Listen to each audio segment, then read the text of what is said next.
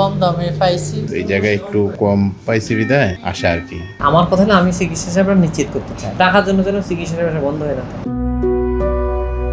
সরকারি হাসপাতালে চিকিৎসা নিতে গিয়ে নানা ভোগান্তি, আর বেসরকারি হাসপাতালে চিকিৎসার ব্যয় সাধারণ মানুষের নাগালের বাইরে। এমন বাস্তবতায় স্বল্প আয়ের মানুষের জন্য আসার জায়গা হয়ে উঠেছে রাজধানীর মিরপুরের দারুস সালাম রোডে অবস্থিত হিউম্যান এইড বাংলাদেশ ফাউন্ডেশন।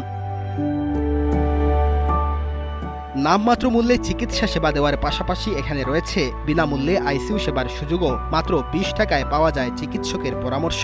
দরিদ্র ও অসহায় মানুষের জন্য এমন সেবার কারণে প্রতিষ্ঠানটি পরিচিতি পেয়েছে গরিবের হাসপাতাল হিসেবে।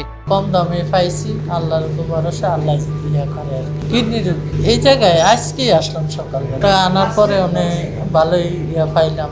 শুধু চিকিৎসকের পরামর্শ কিংবা ওষুধ নয়, স্বল্প মূল্যে এখানে দেওয়া হচ্ছে ডায়ালাইসিস ও ক্যান্সারের চিকিৎসা। ফলে কম খরচে চিকিৎসা নিতে দেশের বিভিন্ন প্রান্ত থেকে ছুটে আসছেন সাধারণ মানুষ।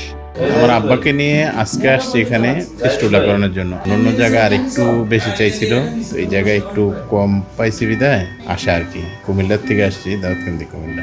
ভালো, ওদের আচার আচরণ খুবই ভালো, ডাক্তাররা খুব আন্তরিক।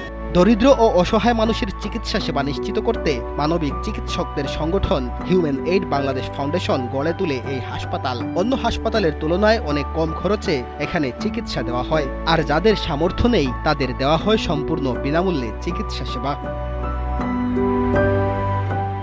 2009 সালে আনুষ্ঠানিকভাবে যাত্রা শুরু করে প্রতিষ্ঠানটি। শুরুতে অসহায় ও ছিন্নমূল মানুষের চিকিৎসা সেবা নিশ্চিত করাই ছিল মূল লক্ষ্য। সময়ের সঙ্গে সঙ্গে স্বল্প আয়ের মানুষের জন্য চিকিৎসা সেবার পরিধি বাড়ানো হয়।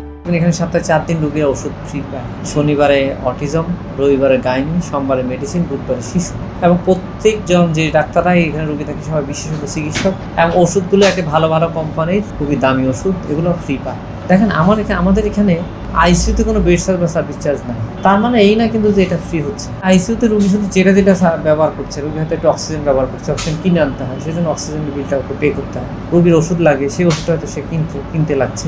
যে রোগীর একদমই সেইটুকু ক্যাপাসিটি নাই, সেটাকে আমরা সহযোগিতার জন্য মা দিয়ে স্বাস্থ্য সুরক্ষা পলিসি নামে একটা পলিসি ক্রিয়েট করেছি, যেখানে আমরা অর্থায়ন করি। আমার কথা হলো আমি চিকিৎসা সেবা নিশ্চিত করতে চাই, কিন্তু টাকার জন্য যেন চিকিৎসা সেবা বন্ধ হয়ে না থাকে। অলাভজনক প্রতিষ্ঠান হিসেবে বিভিন্ন অনুদানের মাধ্যমে পরিচালিত হচ্ছে হিউম্যান এইড বাংলাদেশ ফাউন্ডেশন।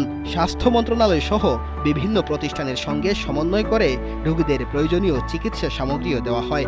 আমরা কিন্তু শুধু চিকিৎসা সেবাই দিচ্ছি না, আমরা একটা মডেল জেনারেট করার চেষ্টা করছি।